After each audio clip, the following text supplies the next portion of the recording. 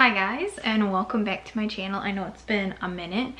I got caught up with work things and I stopped kind of reading there for a bit. But without further ado, let's go ahead and get into today's video.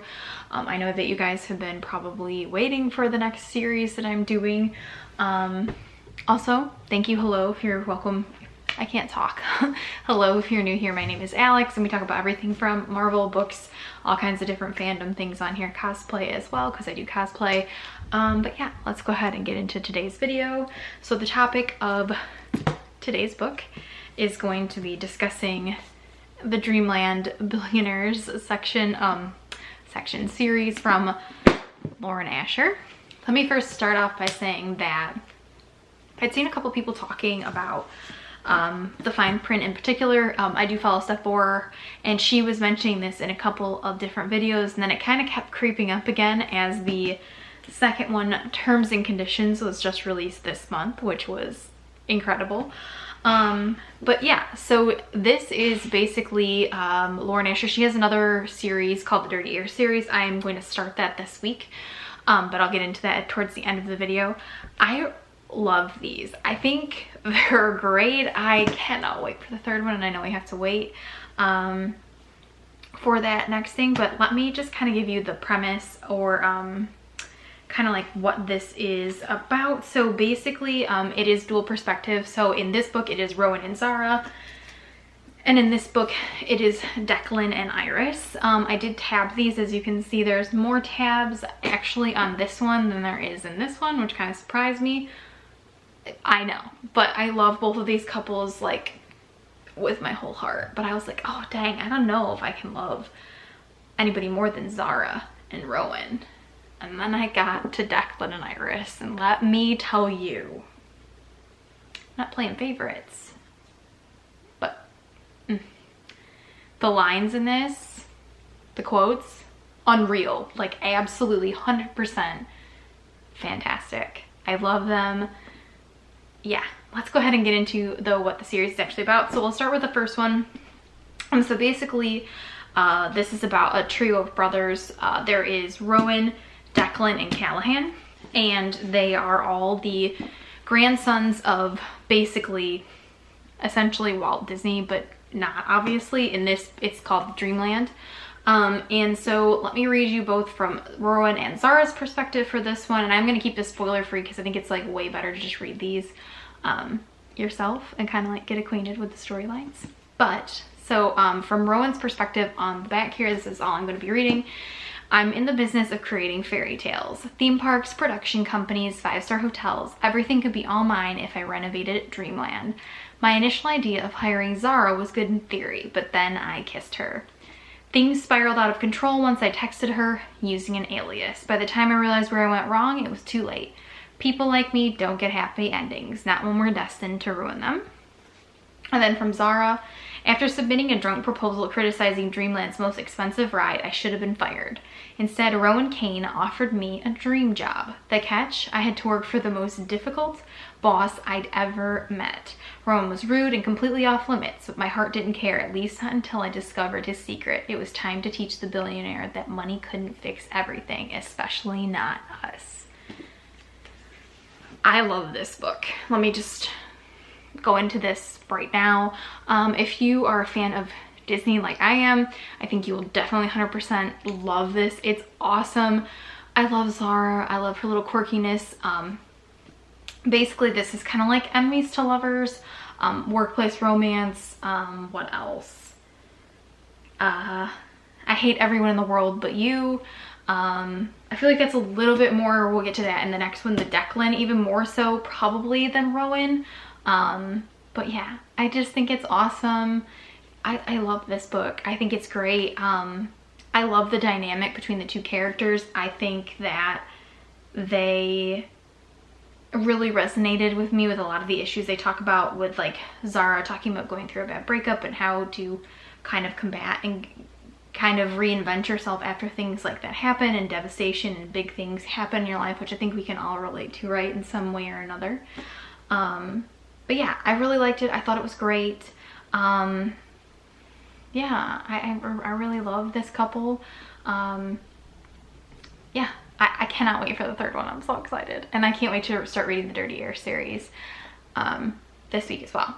But this is the first one, so this is the fine print, so read this one first. And then let's get into Declan and Iris. So this one is also workplace romance. Iris is actually Declan's assistant.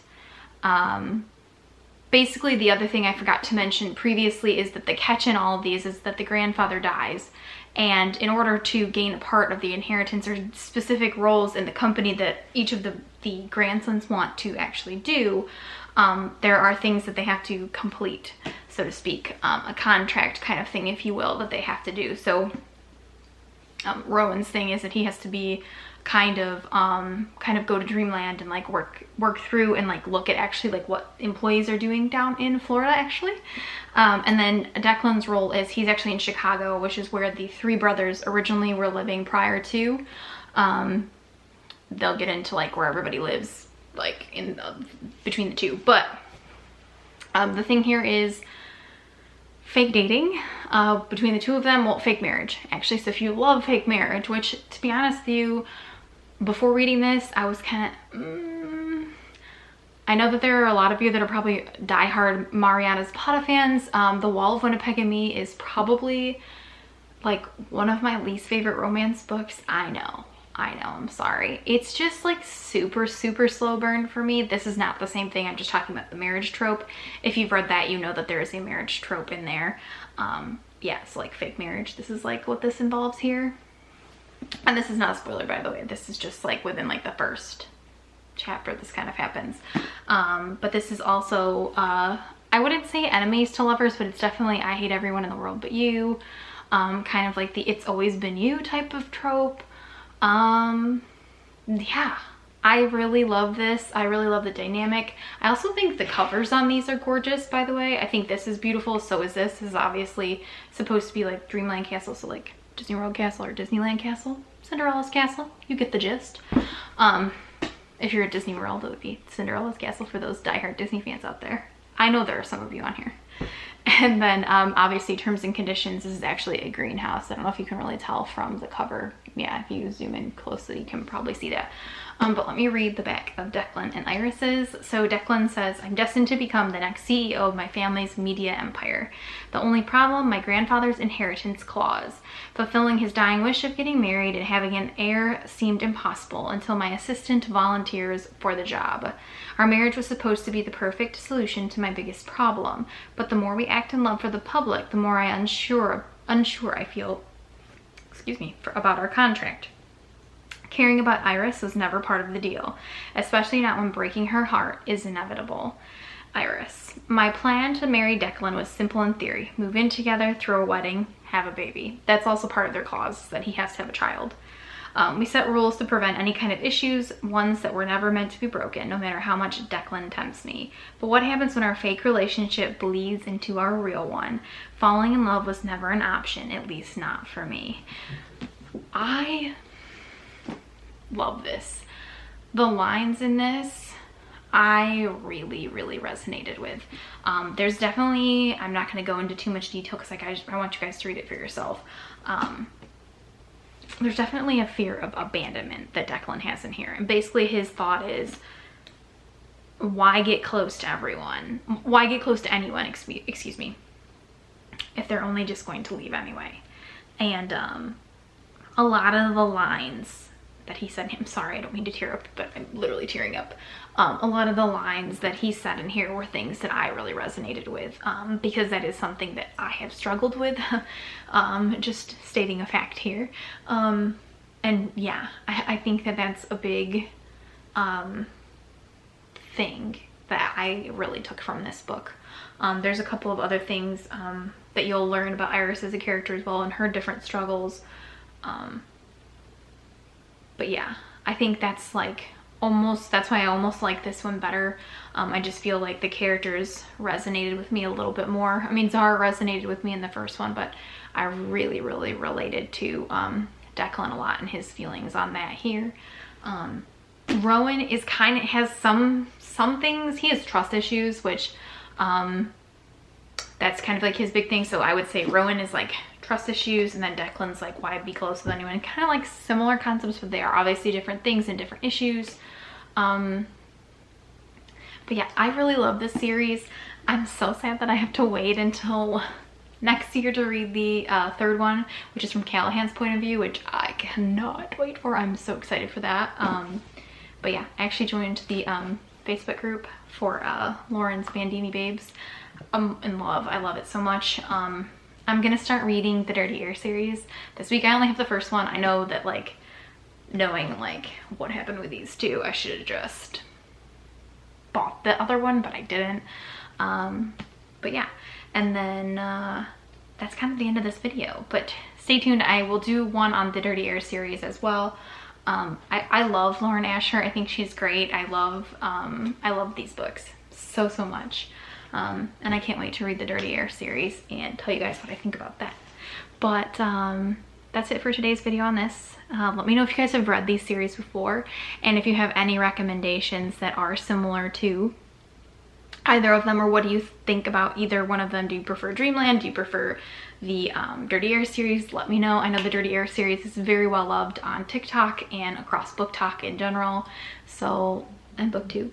But let me know what you guys think, and I hope you're having a wonderful day, night, whatever time you're watching this video. I hope you're having a really good time, and if you're not and you're having a little bit of some stress and some stuff going on, then it's gonna get better. We're gonna get through this together, and yeah, this is a safe space to talk about anything, and we accept everyone and love everybody here, so stay tuned for more. I cannot wait to talk about kind of my monthly reading wrap up, which I'm gonna film literally right after this, so there's no surprise as to what I will look like in that video. But yeah, I missed you guys. I'm sorry I was away for so long. I definitely plan on changing that. I do have a lot of stuff. I'm like really trying to make sure that I'm getting through some of these so that I can tell you guys what I think. But without further ado, that is the end of today's video, and I hope you guys have a great one. Bye, love all of you, and thank you for subscribing. And if you haven't, please go ahead, like, comment, and let me know your recommendations in the below. Bye guys.